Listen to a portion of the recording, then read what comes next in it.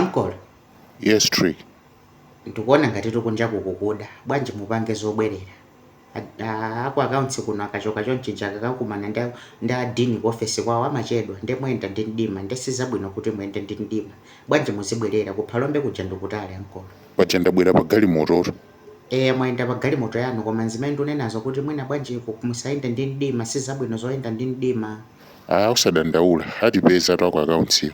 Kodi kwenikweni phindu limene mupindula inu Uncle mukakumana ndi ku akaunti kuno phindu lanu likhala lotani? Paja ndikuzalipira fees ito. Koma nomesa nthawi zonse mmandisiyira ndalama ndimalipira ndekha kumeneku ndikena ku lisiti ndimakuonetsani mumajambula pa WhatsApp so pano pazasintha chani. Basi ine ndikufuna ndikumane nawo ndisangalala kwambiri ndikakumana nawo. Ndebola mpana kakhala pakhala phindu mwina la makhozedwe yanga kuti mukakumana ndi ku akaunti mwina ndikhoza bwino kwambiri semester mwina sendelepheraso. Komano palibe phindu lenileni lokhudza ku maphunziro ndewolo mukakumana kusonyeza kuti wapanga pulani yoti usakhonze bwino. Sindikutanthauza choncho Uncle. Ineto ndimalimbikira school mwina ndikuwuzeni. Ende school panopa ndikuyeneka ndilimbikire fa ndilibe option.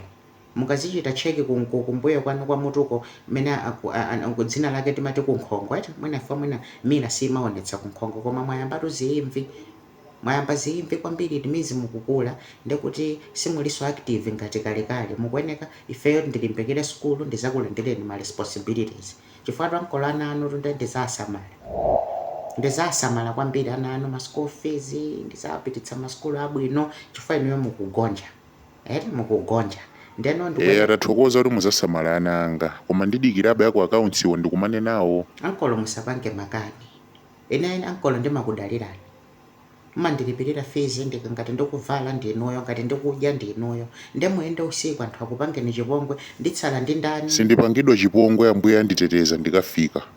Komatu Uncle muli ndi dzimakani chifukwa kuti mukachoka ku nyumba tikamacheza ndi anti pena amafuna tu akupangeni divorce nkhani yake ndi dzimakani zimenezo zimakani zopepera. Anti ano anakuwuzani kuti afuna ndipange divorce.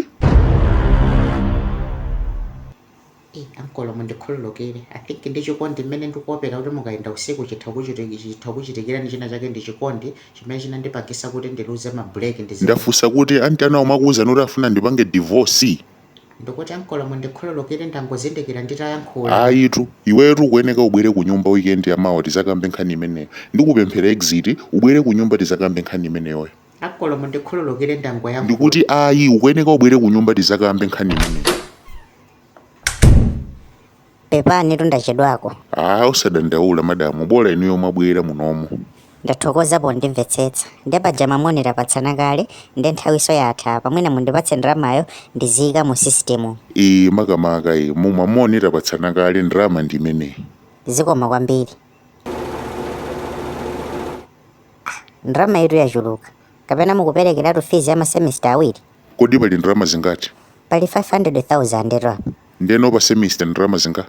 Mesa pa semester mumalipira 250,000. Kodi mesa Tricky anandiuza kuti pa semester ndi 500,000. Ndakhala ndikulipira 500,000 ma semester atatu sewa apitawo. Iwe Tricky unandiuza kuti fees kunoko ndi bwa. Iwe Tricky mesa kunoko fees ndi 250,000. Chimene mauzira Uncle wako kuti 500,000 ndi chani. Ndi ndalama ina imene amakuonjezerayo yapita kuti. Mwandakadikiratu ndiyambe kuyankha funso limodzi nanga mafunso sewa. Ndalama zimapita kuti ku Tricky ndimakupatsa 500,000 ukulipira 250.